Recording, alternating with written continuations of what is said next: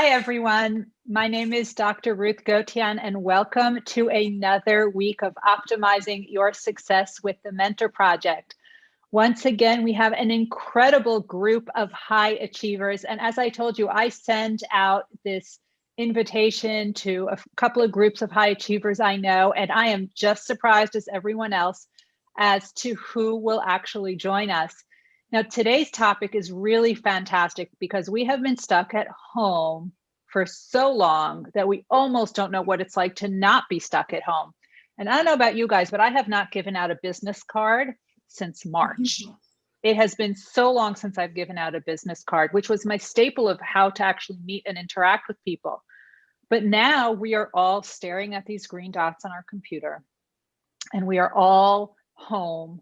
And we are all, those of us who have to go into work, actually have Zooms with the people who are right next door to us, just so that we can stay safe during the pandemic. So how is it that we can meet interesting people when we are so physically distant from everyone? And this is really fantastic because, as Janice even said earlier, and we're going to get to it, a lot of us who are here every single week, we have yet to meet face to face. But now we know each other so well. And part of that is because we all went to one conference. And then as the pandemic started, somebody said, who wants to have a happy hour Zoom every Saturday night? And she sent it to the conference attendees, and whoever showed up, showed up. And we have been doing that every single Saturday night since the pandemic began. So a lot of the people whom I've never actually met in person, like Janice and Allison, I actually feel like I know them so well.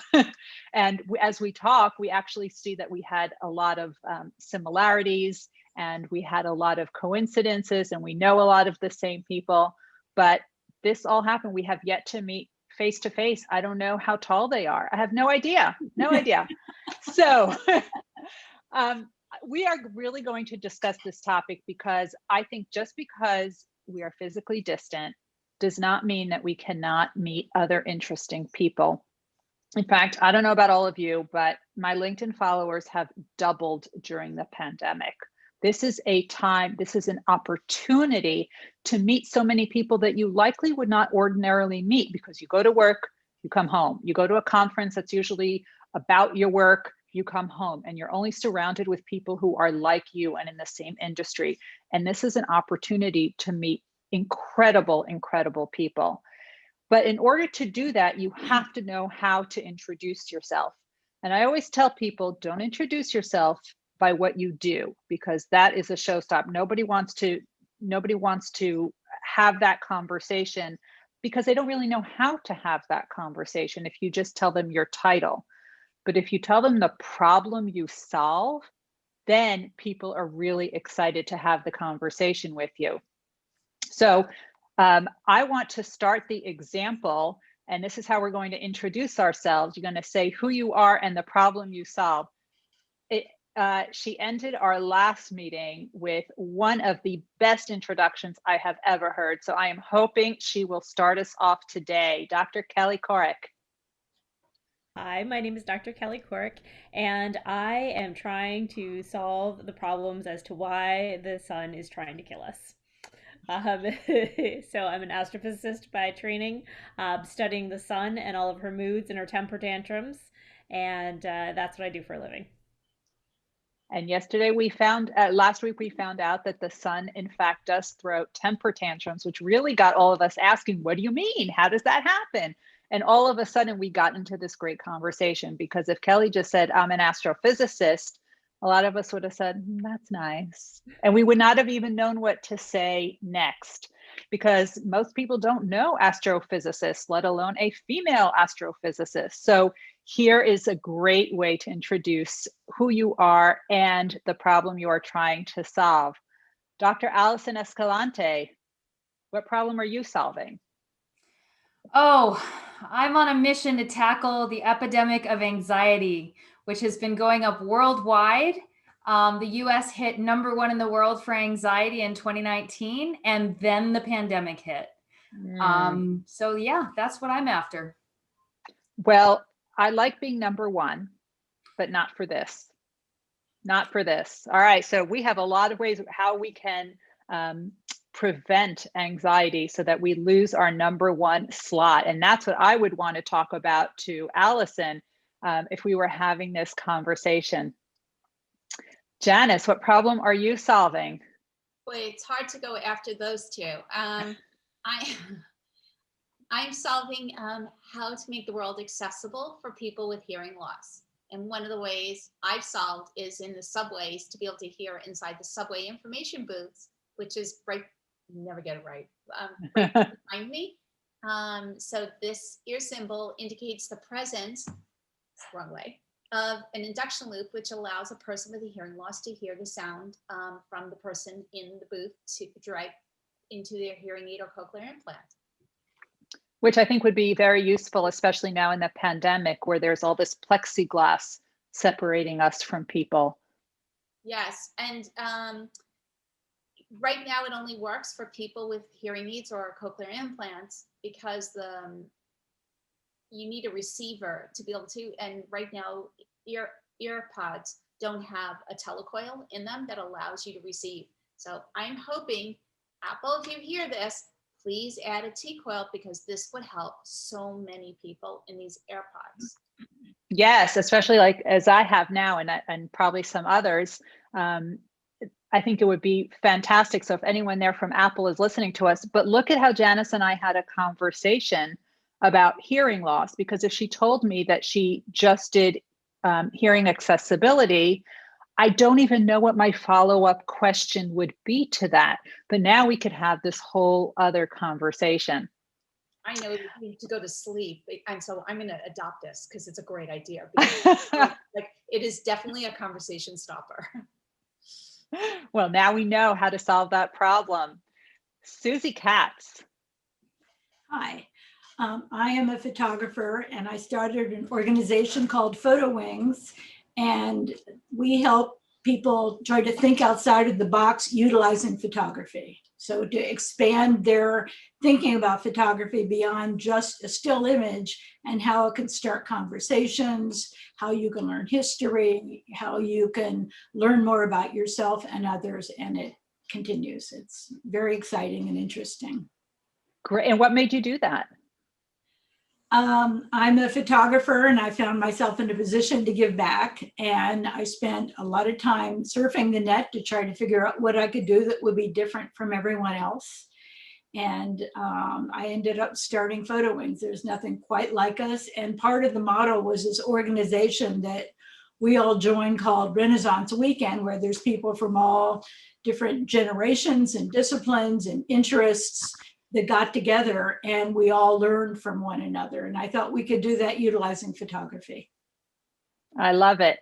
And Susie's actually one of the people that I did meet at that meeting. Now she's listed here as iPhone. I don't know if you can take yourself off mute. Pam, is that you? Yep, it's me. Hello.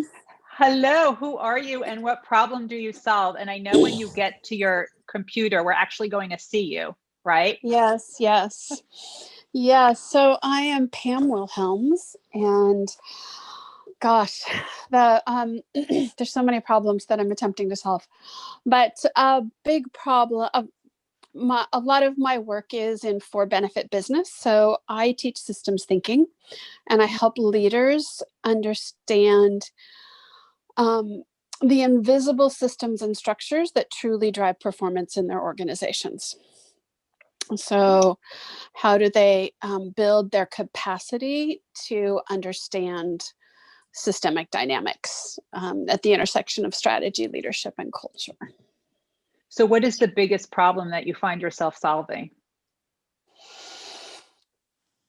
Well, the big problem is the shift to a regenerative economy. How do we measure wealth beyond GDP, and how do we build the leadership capacity to move us that direction? How do we build businesses that measure a social, environmental, and economic bottom line? And then my specific skill in solving that problem is working with leaders to build a culture that can build the creativity and innovation to drive a triple bottom line. So you're working with the leaders Yep. to fuel that. Yep. And building the culture is one of the hardest things to do. Yep. Destroying it's not hard, but building it's really hard. No. So I do a lot of work with leaders in for-benefit business, and I do a lot of work with leaders in tech, and I do a lot of work with leaders in government in the big shift that's happening everywhere, from Newtonian physics to quantum physics. So a lot of my issue is the application of quantum physics to social systems. I'm not even sure I know how to do that. Maybe you and Kelly, the two of you together, can explain. Yes, I do have fun working with NASA. So you two know each other? Just by these calls. We have not met at Ren Weekend. Kelly meet Pam, Pam meet Kelly. Yes, we've met each other on the Saturday night calls. There you go. So how are you guys meeting interesting people now that we are all at home? Now, I know some of you are actually at home and some of you are going to work. So Allison, you actually put on scrubs and go to work, right? Yeah, I sure do. But I think meeting new patients and comforting them when everyone's wearing masks is a fun and unique experience. I am paying more attention to my voice now, and less attention to worrying about smiling, because my mask kind of restricts the face a little. But every Wednesday night, I hang out with a bunch of neuroscientists and talk about the autonomic nervous system. And I love it, because one of the ways that I try to solve the problem of anxiety is helping people understand how they work. So I look at the interface of culture and how our bodies actually work, not the way most of us really have been taught that we work a certain way, and we don't work that way at all. And then using neuroscience in simple, usable ways to work on that. So anyway, on this Wednesday night call, I love it. And I just keep meeting cool people. And then I reach out to them on LinkedIn, or we set up a phone call, or we decide to write an article together, and, hours of fun conversation. And how did you find this group that meets on Wednesday night? Yeah, so I was actually virtually connecting with my editor at Psychology Today. And she told me that, she told me that she was doing this Wednesday night thing. I think I had brought up the polyvagal theory, and I'm like, hold on, you're hanging out with Steve Porges every night? Like, every Wednesday, I'm a total fangirl. I'm exquisitely jealous right now. And she's like, wait, no, I'd be happy to add you to the group. And so it's just, it's so funny. My husband teases me that on Wednesday night I get home from work and, change out of my scrub and then hang out to talk about all the vagals. And I'm like, honey, there's only one vagal. There's only one vagal. So it was someone who you knew who introduced you to this group. Correct. And that's how you met all these other people who have furthered your work. Exactly. Yeah. So, and I mean, I think how this is done, right? You don't just say, hey, do you want to have a phone call? You say, hey, I notice you're writing about this and I'm working on something about that. Is there any way we could collaborate? And then you strike back up a conversation and you share each other's stuff. And all of a sudden you're like, oh my gosh, you're my new work friend. Yay. And you have writing partners, which is fantastic. That's great. Now, Janice, I know you were taking classes, right? Yes, I was taking a class with WeBank. It's a women's certification organization that was sponsored by IBM. And that was terrific. And it was a wonderful way to meet people, was from these classes. So what inspired you to take these classes, and what types of people have you met? And did you keep those conversations going? I found it I have to be honest, a little hard to really get to know people in the class, because you would be popped in for maybe like 5 minutes, like 20 minutes, and each person had like to do a specific task. So there wasn't enough time to chat within the class. But I've met a couple people in the class. that made, they made an effort and I made an effort because we were in similar fields or felt we could help each other. And that reminds me, I had invited somebody to this group, and I need to when you took a break. That's right. I need to re-invite her back. Absolutely. I forgot all about that. So thank you for reminding me. You reminded yourself. So I met like 2 people, but I can't say from that class that I met like a ton of people the way I would in an in-person setting, because there's not the possibility to like hang out at like, at the water cooler, so to speak, or right, actually bump into a person. You really have to make the effort. But I've met more people through our Saturday night group and this group where I've connected with people where I'll send them an article that I think they'll be of interest to them, and then they'll do the same for me. So I found that there's only so many hours in the day, and so I'm being a little lazy. I need to make more effort. Okay. Well, I think that's not, I think part of it is if you're a friend of a friend, you've sort of been vetted by that person already. So if Janice is my friend, anyone who she's going to introduce me to in my eyes has already been vetted by Janice, right? So it's not as if I'm meeting a stranger. So people want to help each other out, right? So I told people that I'm writing a book on elite high achievers, and these are the types of people I'm looking to interview. And people right away started connecting me with people from their network, because I truly believe that people want to help people. And I think there's a lot of ways to meet these incredible types of people. Susie, who have you met? How have you met people? And in your work, it's hard because you're, as a photographer, I would think you're on in the field. Is that the right term? Well, I spend most of my time these days on my nonprofit Photo Wings, and I find it really valuable to be part of various organizations that relate to my field. So I'm in a photography organization, but I spend very little time there. I like people that are like-minded and curious and interested in sharing and introducing people. So today would be a perfect example. Many years ago, I went to Renaissance Weekend again in Quebec City, and it was an odd one because I knew very few people there, and I usually know a lot of people, but I met one person, and we've been friends for over a decade, and we spend like an hour sharing ideas about organizations that people should know about, or a video or an article. And today we were on the phone for about an hour, and he sent me about 8 emails with people I should meet that he should introduce me to. And I did the same for him. And it kind of, it ripples from there. So I find it most helpful to find like-minded people.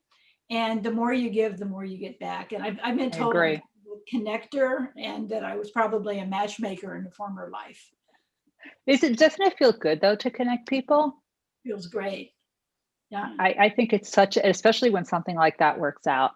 Especially I agree. And when you know of something that other people may not have thought of, that's particularly heartwarming, and it makes you feel like you have another child. If somebody takes that and runs with it and starts an organization, or they have a synergy, or they have a new best friend, or they even learn something that day. I find it very, very rewarding, and it's particularly in these times. I agree. And especially when you expect nothing in return, right? That's the best part. Yeah, well, Kelly. What goes around comes around. Absolutely. So if it goes around, comes around, it might as well be good things, right? Plus, also, if it becomes where you feel like someone is just transactional. Yes. You know what? Nobody wants to be friends with someone who's just transactional. And I think those type of relationships are so uncomfortable. You want to be able to, we're very fortunate. We've forged this group. And just yesterday, someone was helping me with something that I had a question. And in the past, she needed something with hearing aids, and I helped her. But you don't want to keep score, and you don't want to feel like someone is keeping score, because that's just exhausting. Right. I agree. Kelly, how about you? So I have been meeting people by putting out offers and going through my old kind of Rolodex and old friends and figuring out how to put people together and to host things, and reconnect even with other people to see where kind of their lives are, because we were all really super busy and then we weren't. So it's actually been a great way to reconnect with folks, as well as to be like, hey, we have this common time. Do you have 15 minutes to do a Zoom call? There are several folks who I've kind of lost touch with and we're able to reconnect with, doing that. And also caring for the next generation. So as I see the postdocs and kind of the early career folks, they didn't have the benefits that I did when I was at that age. Since they're in the pandemic, they don't get to see or meet as many people. So I'm setting up opportunities for them to meet others, in the field, kind of senior leaders. And that helps me too. That helps me meet them because they're super interesting folks who come to kind of open calls, and as well as then reconnect with my other folks who are already in my circle. I think that's great. And how are you guys reaching out to these distant contacts of yours, these friends from decades past? Are you reaching out to any of them? Yeah, I will.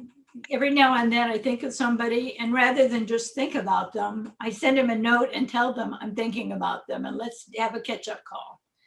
And I do that, both within my nonprofit, which is a labor of love, but also to people that I think that might be alone or that might need some company, or maybe there's something that I had thought about that might be helpful to them.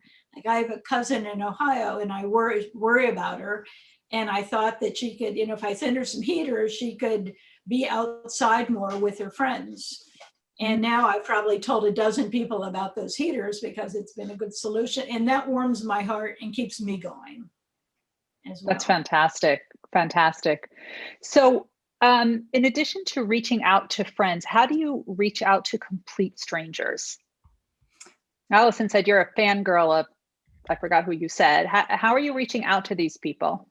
Well, I was just, as we were all talking, thinking about how while in-person speaking has been less active, in some ways, virtual speaking opportunities have been more possible. And so, like, for instance, I spoke at a conference for parents. And while we were there, the three people who spoke that night were all kind of in the chat, and we were all commenting on each other's talks. So that added a collaboration. And one of them was an author of a series of books that I've recommended for my patients for years. So it was like really fun to strike up a conversation. So then these three speakers connected with each other. And then I saw that the next night, a guy who was speaking, and I was looking for a new sleep book for my patients, right? And he was going to be on the next night. So I got his name and I emailed him and I said, hey, we're both speaking at this event. I'm really interested in what you're talking about, but I won't be able to be there. So he sent me his book, and which I have to finish reading. So that's a lot of fun. And then another way that I'm just like Susie, I love connecting people, right? And it's fun because I just like it just for the fun of seeing people come together. And so like I interviewed Dr. Pauline Boss a few weeks ago, who's like an icon in the world of psychology because she's the one who discovered ambiguous lost in the 1970s and worked with the military on missing in action, soldiers and stuff. And so I'm interviewing her about our grief and loss during COVID. And then I realized, oh my gosh, you would totally love Sue Carter, who studies oxytocin, right? And just got them connected, But what's cool about it is I don't think it works if you do it for this reason, but when you connect people, you start to build this network and they start to think of you as someone who's connected them. So then they tend to reach out to you more and they tend to connect you to more people, which is really exciting because I like people. Allison, I think I just wanted, because you said a lot there and I want to break it down a little bit, because a lot of the things you talked about, I actually recommend to people all the time. And Debbie Heiser, who's in the who's in the back, if you can put in the Facebook comments that article that came out yesterday in Psychology Today about 6 ways to meet people virtually. So what Allison said, for example, if you are giving a talk, you can reach out to one of the other speakers, because very often when they put people on a panel or a bunch of people are speaking at a conference, they very often don't know each other. But just sending an email, introducing yourself beforehand, just, when you see each other on this Brady Bunch Zoom with all these squares, you can then start having a conversation like your old friends, because you already had the introduction. The ice has been broken. So that's one way. Another way is, and this actually happened to Allison and myself. I told you we have yet to meet in person, but it turns out we were both speaking at the same conference a month or two ago. And my talk followed her talk.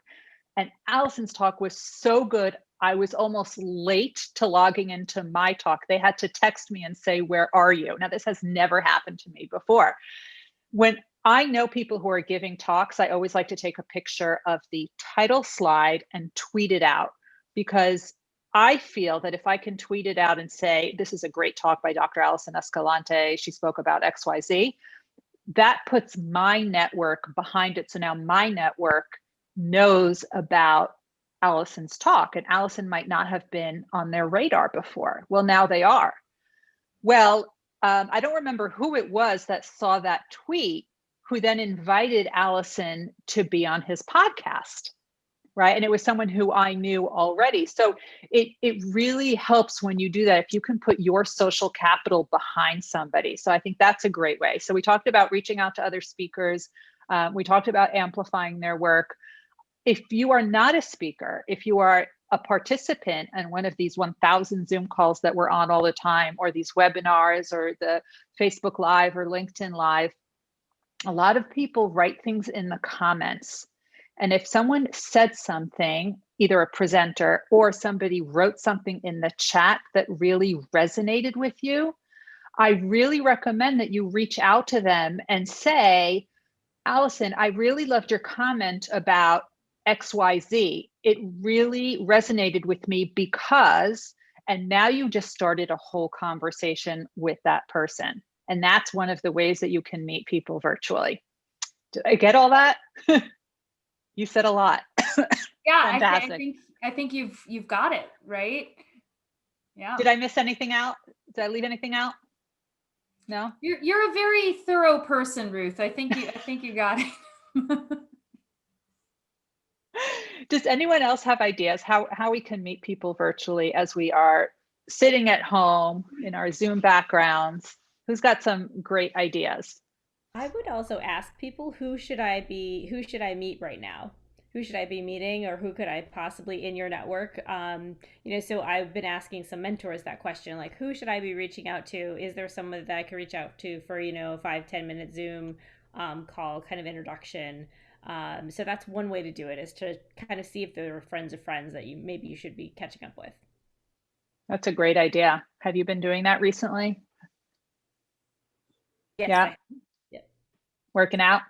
Yeah, it's been working out. There's been some very interesting recommendations, and then some people who are like, "Oh, I know them actually another way." So interesting. It's funny how our whole world seems to be a Venn diagram, especially lately, right? Pam, welcome. Now we see you. And you've got that perfect Zoom background. Tell us, have you met people virtually during this pandemic, and how have you met them?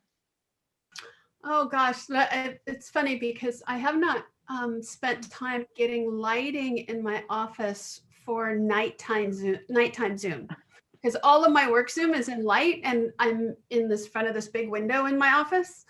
So I've got to figure out, because if I put on the overhead, I don't like it. It's just like too much light. So now you're good. I got to work on the lighting in my Zoom room, my Zoom office.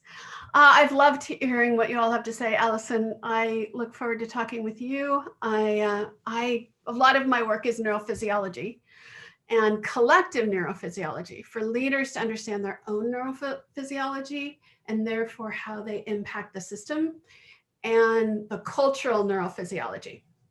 So I'm super excited about that. I just gave a talk to the world's largest architecture firm's leadership on something similar to that. Really? Oh, I'll look forward to talking, because I come out of engineering and architecture, is where I started all of my consulting. Pam meet Allison, Allison meet Pam. Yes, I look forward to talking further about your work that you've been doing. I loved listening to you all, because we obviously don't have a problem meeting people. We're Ren Weekend people, so we tend to be in circles. I love people who are Ren Weekend people. I always describe them as people who just love to learn and they don't have to be front and center themselves. They just love to be going from panel to panel and listening to all these other really smart people. So I think for me, I have this privilege of my work is working with change agents. And I find change agents fascinating. So I get to meet all these really interesting people. The Soul of the Next Economy work has been bringing together people who are leading change in all parts of the system, in business, government, social sector. We often hold dialogues in a local living economy. So we'll have people from business and government, but they're all the alchemists who are all already get that the systems need to change. They're either leading in racial justice, or they're leading in environmental justice, but they also know there's a whole part of the system they don't have time to deal with, because they're overwhelmed with their part of the system. So when you bring that system together, there's this energy that people get of, oh, good, I get to meet all these other systems thinkers who understand what I'm trying to change and are working in the parts of the system that I don't have time to work in. So hosting those dialogues is the places I get to meet really fascinating people. So you're doing that virtually? I'm doing that virtually. We're not doing the local living economy dialogues right now, but we're doing virtual soul dialogues.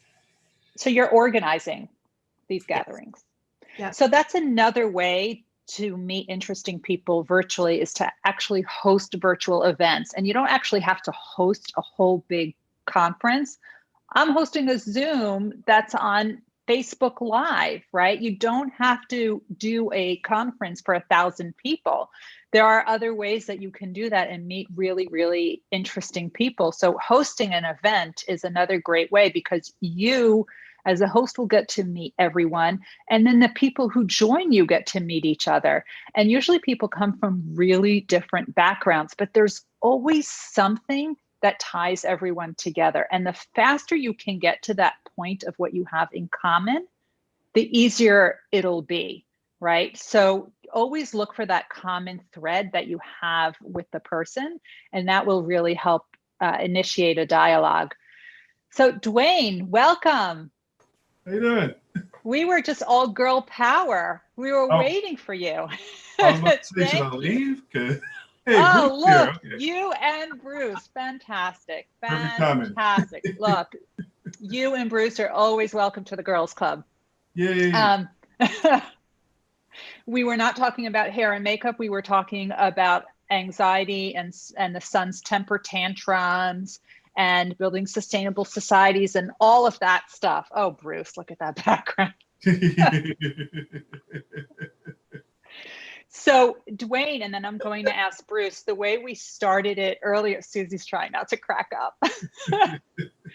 We started the conversation with the way we ended it last week, which was the way you introduce yourself. By the way, the topic today, if you missed it, is how to meet interesting people in a virtual setting or when you're on your couch. So first, it's how are you introducing yourself? And we tell people, don't tell them what you do, tell them what problem you solve. So Dwayne, we'll start with you. I don't solve problems, actually. You create them. I disappoint lawyers for a living. That's what I do. What do you mean you disappoint lawyers for a living? So I work for a judge, and actually I just got off a call with a bunch of judges, which is why I took so long to get here. And my job is to help the judge make decisions. So one or both of the lawyers usually ends up not being happy with whatever I decide to do, or whatever she decides to do through me. So you're a conduit. Yes. And so I write judicial decisions. Well, I draft judicial decisions and she signs off on them. And my former judge did the same thing. And so my job is to help advise her on, it's basically like assistant to the judge and then also assistant judge. So I advise her on the law, I advise her on what decisions to make. She makes the ultimate decision. And I do a lot of writing. But yeah, the most fun that I have is telling the attorneys, no, you can't do this. And that's what I always tell people. And then if they want more information, then I'll tell them, okay, here's the other 15 things that I do at work. And to be clear, you are a lawyer. You're not just somebody who's telling people what to do. Yes, I'm actually a lawyer. I'm licensed in New York and New Jersey. Great. And fun fact about Dwayne is that he also has a master's degree in positive psychology, which is a fascinating field that sometimes he leaks it into our conversation. So if we're lucky, we'll get to hear that as well. Bruce, who got bopped on the head. Hello. Hey, how are you feeling? My friends left me here behind me. So they had better things to do. First of all, how are you feeling? We had a tornado in the New York, New Jersey area last night. So Bruce, how are you feeling? Okay. What happened? How did you miss this? Yeah, so I was walking in the evening. It was fairly gusty outside. I was walking along the street. There's sort of woods to this side, and just minding my own business. And suddenly, like thud, something hit my head. So I thought someone had like come and like bought me on the head or something of that sort. So I quickly turned around, and there was this big branch that was sort of the size of, kind of larger than a baseball bat in terms of the caliber, and about this long. It was just sitting on the ground. So I think it basically fell from the sky and hit me in the head. So I didn't quite expect that. You usually don't expect things to fall from the sky. But you're okay now. Stars or meteors, right, Kelly? Yeah, neither of those fell. So do okay. I was woozy for a little while, but. Well, we're glad you're doing better. So when you're not trying to get away from flying tree branches, what problem is it that you are solving? Right now, currently? Well, we're involved in doing a lot of. Well, Bruce, let me just tell you, it's how you would introduce yourself. You introduce yourself by the problem that you solve. I am the person who got bopped in the head with a branch. That's not a problem you're solving. Yes.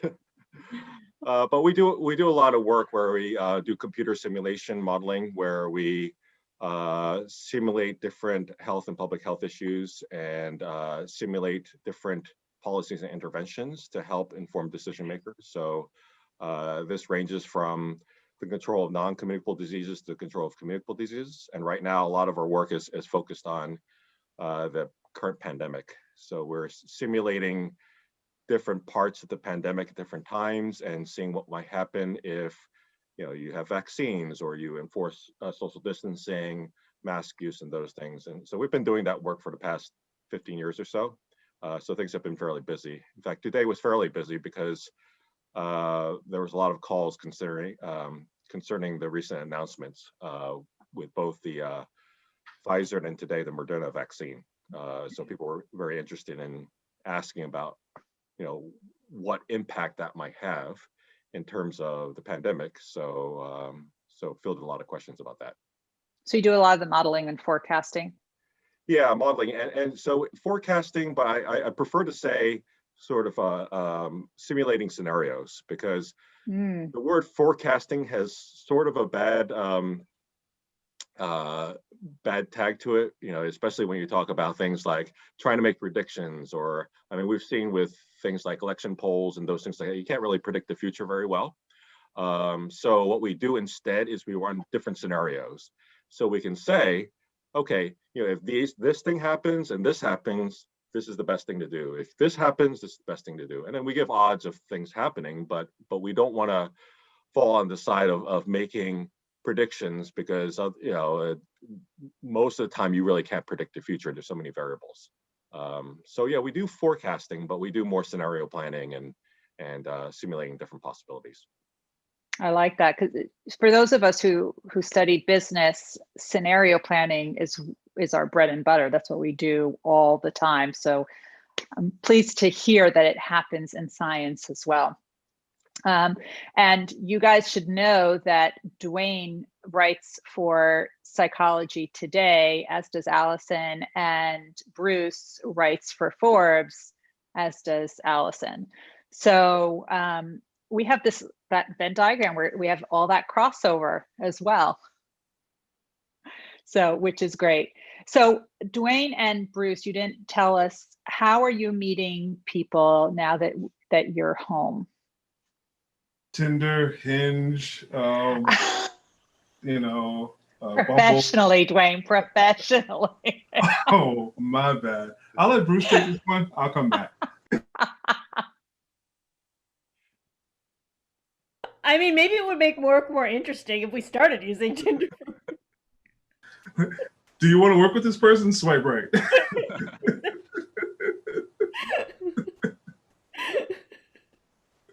Can you imagine if we had that with profiles? Hi. Think about it. Just swipe right for this person. Swipe right. We put our personality profiles. Nah, I don't like that research. Bruce. I primarily meet people by responding to Dwayne's posts on social media. That's how I mainly meet people. He'll post something about food and I'll make a comment about it, hoping someone will read my comment. That's my main. That's your goal in life. Exactly. That's my main goal in life. But I have meetings all day. So there's of course predominantly Zoom meetings. So these are meetings that would have been in person, or at least some of them would have been in person had if we didn't have this situation. So it's a different dynamic, of course, with the Zoom meetings, and I think people focus on the negatives, but there are actually a lot of positives in terms of these meetings, because you really start focusing on what people are saying. And you listen and it's almost like when you go to different settings, especially when you travel abroad, there's all kinds of stuff going on. So part of the interactions is with the settings, and that can actually kind of cloud interactions, and it can distract from interactions, or sometimes you feel like, I can talk to these folks, but I really want to watch the view or something of that sort. Whereas with Zoom meetings, it's really about exchanging information, and it's really about finding ways to not just exchange information, but also exchange personalities. That came out wrong because that sounds like you're switching personalities with people, but meaning that you're sort of communicating your personality to other people and they're communicating their personality to you. So it's almost like we're all sitting in sort of a neutral room, so that really the focus is on the people.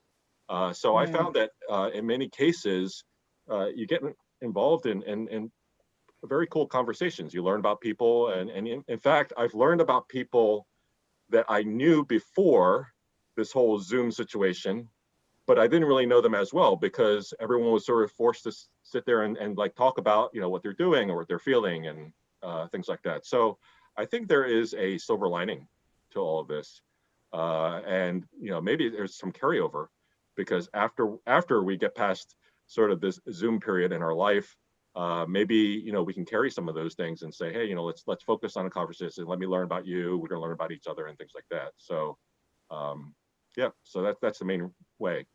Well, that's where we learn some cool things about you, right? Yeah, some cool things, maybe some not cool things, different things like that. Didn't we learn that you're an artist or something? Yeah, I used to do a lot of more like kind of drawing, cartooning. way back when I did photography, but like my photography doesn't hold a candle to Susie's photography, of course. So when I'm in constant awe of Susie's photography, but it reminds me of like the much lower level that I used to operate at. Although I did breathe in a lot of fixer when I was developing film, so that was interesting. Yeah, I used to do photography and a lot of kind of artistic stuff. Yeah, Great. one of the things about Zoom that I'm finding interesting from a visual point of view is since you're close up to people, it's very different from when you're on the other side of the room or you're watching a presentation and you're way back in the audience. It's a much more intimate kind of experience. And the other thing is that when you see how they choose to have a virtual background, or you're paying more attention to how they dress, you can also learn more about them intuitively as well. And sometimes it's a conversation starter. I agree. So I think those, what I call starter sentences, are so important, that when you are meeting someone, and I actually tell people to log on to a Zoom meeting 5 minutes early, because usually if it's a presentation, the speaker is usually logged on early, as are the organizers. And it takes them a few minutes to do their tech and their sound check and all of that. And then they're sort of just, filling time until people log on. And especially if you're one of those quieter people that has a harder time interjecting, it's a fantastic opportunity. If you can log on 5-10 minutes early, you will be able to have really significant conversations with the speaker, with the organizers, because the other people aren't logged on yet. So that's a great opportunity to actually meet people, but you have to have your camera on for that. That is key. If you are just the black screen, it's as if you don't exist. So it's important to have that, your camera on, because if we can't see you, it's tough. Yeah, I've always done that at conferences as well, because you can never get to the person at the end. But at the beginning, once they've gotten their sound check and they're just standing there waiting for something to happen, it's a good time to I agree. have a conversation, a short conversation. You have to make sure that they're ready for it and they're okay. Do a little, looking at them first and making sure it's a good time. But that's a good way to swap cards first. That's right. And virtually you can do it, even you log on early. And also, as Allison recommended, if you see a speaker who's giving a talk about something you're really interested in, just shoot them an email a day or two earlier. I'm really looking forward to your presentation about X. My name is this, I work in this area at this institution, and I'm really interested in it because of, etc. I also tell people, so high achievers all consume information constantly, right? We're either reading or we're listening to podcasts, or we have our Kindle, or we're talking to people, but we're constantly absorbing new information. But a lot of them are also writing all the time, right? I told you, Allison writes for Psychology Today and Forbes, Bruce writes for Forbes, Dwayne writes for Psychology Today, Janice writes for Thrive Global, I write for Forbes and Psychology Today. And I always tell people, if you read something in somebody's article, connect with the author on LinkedIn and let them know what about the article that you enjoyed. Trust me, as authors, we don't get that very often, when people tell us what they really liked and what really resonated. So it'll really stand out. And most of them actually post their articles on their social media. So if you can engage with that content, they will definitely notice that, for sure. Anyone else have other tips that they use? I received something from someone today about that.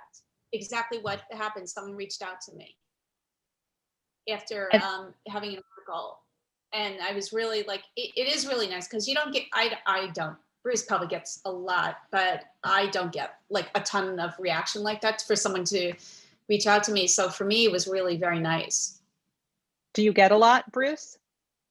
Yes, I do get Of course you do. a number of interesting, yeah. So you get comments from people thank you for articles, or people will add things or suggest things, and then there are also people who will have of course there's some not so nice comments, but yeah, you get all kinds of comments. I'm actually looking for an email I got, but I thought I took a screenshot, but I can't find it right now. But somebody actually sent me an email just, it was actually on LinkedIn about one of the articles saying how much it made such a difference for her and why. Mm-hmm. And it sort of stopped me in my tracks because I wrote, we write in a vacuum. We write because it means something to us. And then all of a sudden it meant something to somebody else. And I was stunned and I was having kind of a rough day. So it really hit right at the right time. And I saved it. I have to look through it. I think it might even be in my favorites, but it definitely makes a difference. So I definitely encourage you, if you see articles that you like, interact, engage with the authors, with that article, let them know what it is you like, because maybe they'll write more of that. It also, doing that also builds and tightens a network. Like, I'm thinking about the fact that Janice regularly says encouraging things in response to my stuff on LinkedIn. Bruce has retweeted me. Ruth, you're always calling me out online. And it just builds a sense of like warmth and community as well, which then makes you guys more likely to be my go-to people for things like, oh, this came up. I'm thinking of Bruce because he just, we just connected over that. Absolutely. I also find, and this is kind of funny, it's not why I do it, but it has just organically has happened. I find when I write a suggestion to someone, let's say an article, if they miss something, but not in a negative way, but in a positive way, I've had articles written about me and my work, or they'll augment it and then quote. And I have had that happen from the New York Times to Consumer Reports, where even People magazine did it because I might add something that they weren't aware. I mean, in my field, most of the people who are writing about, frankly, don't really, they're given an assignment and they don't really know anything about hearing loss. So they're writing and they're not really sure, and depending on how much time they spend on it. So if they leave something, omit something, or I mentioned perhaps another article on this, I have had so many different articles that ends up quoting me. So sometimes it's really great to reach out to someone, but it's how it's done. I mean, without being like what Bruce gets with the nasty people, you can't, that doesn't win any favors. Oh, Bruce isn't the only one who gets the nasty people, but what the thing is, we're all trying to do good work. So when someone sends a correction or that's helpful and positive, it's great. I wrote an article for Forbes about COVID and about how speaking spreads droplets. And one of the phrases, you said it was speaking English, right? It was about speaking English. So I mean, that caused death threats, because I was reporting on an article, on a research paper that said that certain languages, such as English or German, are spittier than others. So I got a lot of death threats over that one. But I got also a very positive and helpful statement. Someone emailed my editor to tell her that I had used the word myriad wrong. That apparently it's not a myriad of droplets, it's myriad droplets. And I was delighted because I realized that I had been using the word myriad incorrectly. And I'm so happy now to know how to do it properly. On that happy note, and I'm going to have to think about what we're going to discuss next week. Is there a topic you guys want to talk about? Because we're almost out of time today. If not, I'm going to think about something exciting. We'll get there. Okay. So where can people find more about you? How can they contact you, Janice? Hearingaccess.com and my name, JaniceLintz.com. Thank you. Susie? At PhotoWings, PHOTOWINGS.org. And if you want to see a little bit of my own photography, it's Susan Cass Photography, but PhotoWings is best. And her photography is gorgeous. If you love her photography, let her know. There's one picture with a sunrise. Let her know what you think of that one. You'll see it. Kelly? You can find me at kellycork.com or on Twitter at kellycork. Thank you. Allison? You can find me at shouldstorm.com. That's a storm of shoulds, or shouldstorm.com, or just AllisonEscalante.com. Thank you. Dwayne. Equalresults.com. Thank you. Bruce. You can find me commenting on Dwayne's social media posts. You could Google Bruce Y. Lee. If you want to see my stuff on Forbes, Bruce Y. Lee Forbes, or bruceyle.com. And it's also Bruce_Y_Lee on Twitter. Great, thank you. And I am Ruth Gotian. It's just my name on all the social media, on LinkedIn, Twitter, Instagram, Ruth Gotian. My website is ruthgotian.com. I want to thank Debbie Heiser, who is behind the scenes doing incredible work. She's the CEO of the Mentor Project, and thank you to the Mentor Project for hosting us each and every week. We will see you guys next week with a great topic. I just have to come up with it first. We'll let you know. See you guys next week. Bye, everyone.